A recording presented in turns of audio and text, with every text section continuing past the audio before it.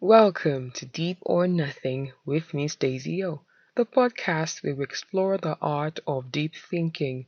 Join me as we dive into thought provoking conversations that challenge the surface and uncover the profound truths that shape our lives. Hi, deep thinkers. How you doing? I hope that you're keeping your body, mind, and soul right. You know what they say, an apple a day keeps the doctor away. And they also say the first wealth is health. I'm sure they also say prevention is better than cure, and the healthy outside starts from the inside. So, I know I won't get a feedback, but I'm choosing to trust you. I think all I'm just saying is, I really hope that you're okay. Today, I want to talk about freedom, not the version we celebrate online or the one that we imagine, the version we actually live. The older I get, the more I wonder whether most of us truly understand what freedom is, or whether we're as free as we think we are. I remember gaining admission into university and hearing the same things many young people hear. You're finally free. They say nobody can tell you what to do anymore. You can live your own life, enjoy your freedom. There was something exciting about the idea. No more asking permission, no more supervision, explaining yourself so much. For many people, university represents freedom. But after settling into university life, I discovered something important. What I received was not freedom, it was just the removal of a particular authority, my parents in this case. Those are not the same thing. The longer I've lived, the more I have realized that freedom is one of the most misunderstood ideas in human existence. Most people talk about freedom, but a few people define it. And whenever we fail to define something clearly, I think we often spend our lives chasing an illusion. Because what do we actually mean when we say we're free? Do we mean the ability to do whatever we want, whenever we want, however we want? Let's test that idea. As an adult, you possess the physical ability to walk around naked, right? Yes, you do. We all do. Nothing is physically preventing you from doing it. So why don't we? Why don't you? Because immediately other realities will enter the conversation. You have consequences, reputation to worry about, safety, relationships, community. So having the ability to do something is not the same thing as having a good reason to do it, which means freedom cannot simply just mean the ability to act. Because if it did, every impulse would deserve some form of expression, right? And every desire would deserve obedience. Yet, most of us already understand that some desires should be questioned, some impulses should be resisted, and some of our actions avoided. So, if freedom is not simply doing whatever we want, what is it? I think the answer begins with a realization that the moment another human being exists, freedom becomes more complicated. Imagine being the only person alive. There's no family, no government, no society, no expectations, no responsibilities. Sounds nice, right? In this case, freedom would look very different because there would be nobody else to consider. But the moment another person appears, your actions stop affecting only you. So your choices will create consequences beyond yourself. It's just very natural. Freedom becomes moral, right? It becomes relational, it becomes complicated. Many of us assume freedom means the absence of limits. But maybe freedom was never meant to be the absence of limits. Maybe freedom was always meant to exist within reality. And reality contains consequences, responsibility, and other people. I believe that one of adulthood's most important lessons is that you see freedom and responsibility, they go together. There's a clear difference between children and adults. Children would imagine freedom as having more options. And that's why the university example was very easy to catch. Now, adults, on the other hand, eventually discover that the more responsibility they carry, the more carefully they must use their freedom. Think about a parent, think about a spouse, a leader, a business owner, right? They still have freedom, but their freedom carries weight because their decisions affect others.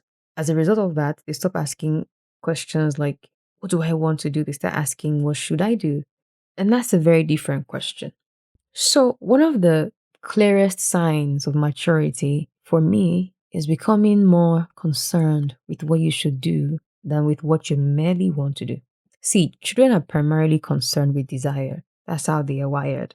Adults eventually become concerned with consequence. See, the responsibility that we carry does not remove freedom. In fact, it gives freedom weight. When I look back on my university years, I realized that many of my decisions felt difficult because several paths seemed available at the same time. People might say I was free to choose, but technically that's true, yeah? But my choices it didn't come from nowhere. They came from my upbringing, my values, experiences, my beliefs, my observations, because I was very observant. And it also came from understanding of consequences. In other words, I was making choices from within a framework. And I think this is where the conversation becomes interesting.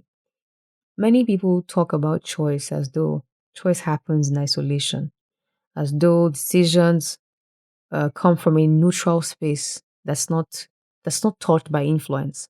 But none of us are blank slates. What some of us don't consciously think about is that we approach every decision carrying years of experiences, years of assumptions, years of fears, hopes, lessons, and influences. And this raises an uncomfortable question. If so much of what shapes my decisions existed before the decision itself, how free am I really? Look, I'm not suggesting that we're powerless and I'm not suggesting we're robots. I'm suggesting that we're far more influenced than we realize. Many of the choices we proudly call our own have roots that we rarely examine. Recently, I saw a post on social media from a married woman who said she intended to start wearing revealing clothes she was never allowed to wear growing up. So, this is not a conversation about whether she can. Of course, she can. The more interesting question is, why does she want to? Because one of the most overlooked questions in life is not what do I want, but why do I want it? Not every of our desires come from the same place. Some come from conviction, others emerge from reaction, and the two can look identical on the surface. Imagine someone who grows up in an environment where everything is regimented. The moment they leave the environment, they begin doing everything they were previously prevented from doing. See, from the outside, that may look like freedom. But is it freedom or is it reaction? Because reaction is still a form of control. You're still being directed by the thing you're reacting against.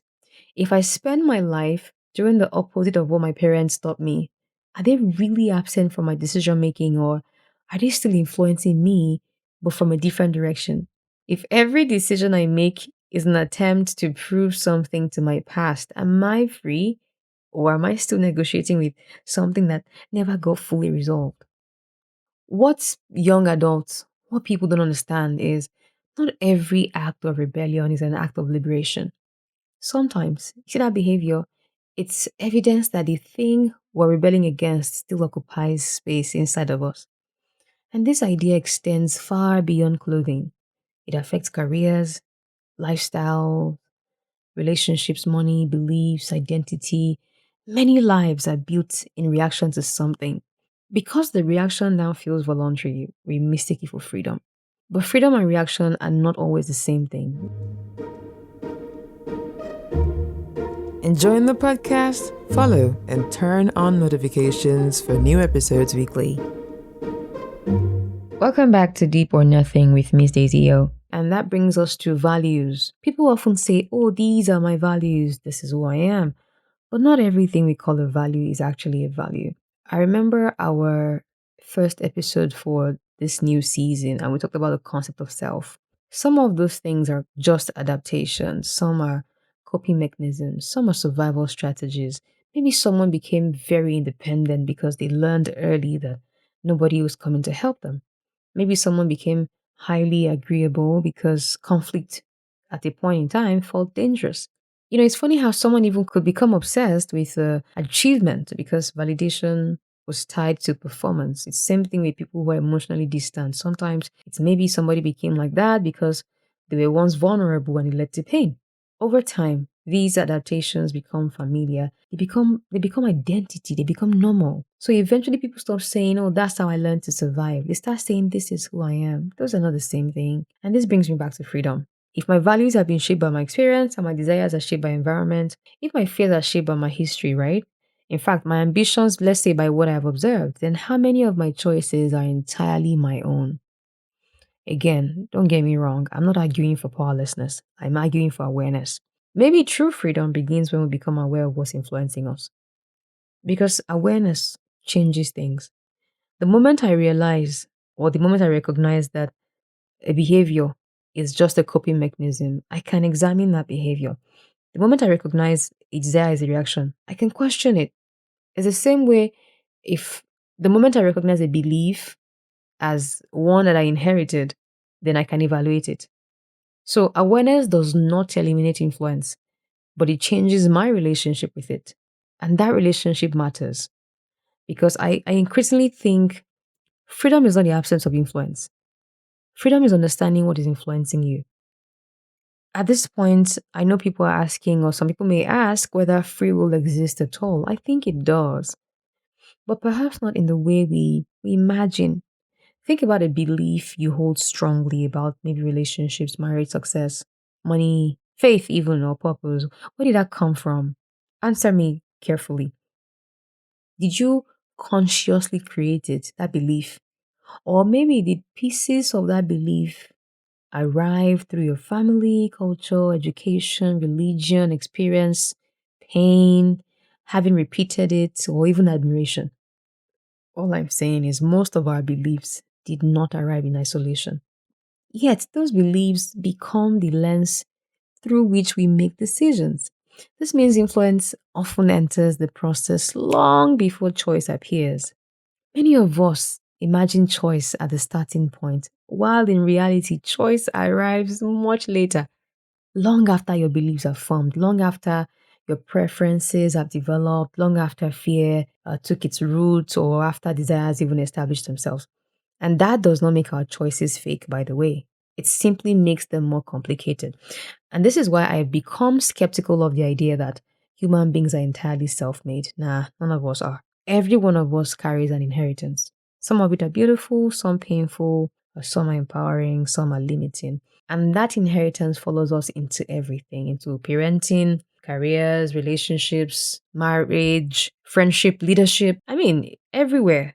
And it does so without osmosis most times, which is why self awareness is powerful. Self awareness helps us separate what we genuinely believe from what we merely inherited, what we consciously choose from what we never questioned. And maybe that is one of the greatest forms of freedom available to us, the freedom to examine, but we must be careful. Some people hear conversations like this and they just conclude that influence removes responsibility. I do not believe that. People change, people challenge old beliefs, people break patterns, people resist impulses, in fact. People grow beyond conditioning. We have all seen it happen. A person who was fearful can become courageous. A person who was selfish can become very generous. In fact, even reckless people become disciplined. Even angry people who have temper issues become gentle over time. So, if transformation is possible, then there must be something within us that is capable of responding to influence rather than merely obeying influence. And I think that's where free will lives. I think free will lives in a conscious response, not in complete independence. I don't think free will is nothing affects me. I think free will is something affects me, but it does not have the final say. I think that feels closer to reality because none of us chose our starting point. None of us chose every influence that shaped us, but we can learn to recognize those influences. We can learn to challenge them, refine them, and sometimes outgrow them. So, where do I land on all of this? Right? Remember, this is about being free. Are we really free? I do not believe human beings are completely free, and I do not believe human beings are completely controlled. But I think positions oversimplify reality. What I mean by this is we're deeply influenced by family culture, education, relationships, success, failure, pain, experience, even, right? But we all possess the ability to examine those influences, and that ability matters because the moment I become aware of what is shaping me, I gain options that were previously unavailable. I can challenge a fear. I can question a bias. Nigerians are known to be so biased and so sentimental. If you're aware of what is shaping you, why am I depending on this person? Why do I believe in this government? Why do I think that this influencer is right? Why do I stand this influencer? If you can challenge those things, you can question your biases, if you can evaluate an inherited belief from family, from culture, if you can reconsider a coping mechanism, and maybe that's where freedom begins, not when influence disappears, when awareness appears. So, back to the question, are we really free? I think the answer is both yes and no. No, because none of us arrived untouched. We all inherit stories, assumptions, expectations, values, wounds, beliefs. They shape us. But also yes, because human beings possess a remarkable ability, the ability to pause, to reflect, examine, question, choose. Not completely, not perfectly, but meaningfully. Maybe freedom was never the ability to do anything. Maybe freedom was always the ability to understand what is influencing us before deciding what to do next. The person who follows every impulse is not necessarily free. The person who obeys blindly every influence is not necessarily free. The person who spends their life reacting is not necessarily free. But the person who understands their fears, their values, desires, motivations, and influences, that person has achieved something really rare. They may not be completely free, but they are freer than they were before. And perhaps that is the most freedom any of us ever get. And I will put a pin on today's episode with that. Thank you for always listening. Don't forget to follow, subscribe, and turn on your notification. As always, this has been Deep or Nothing.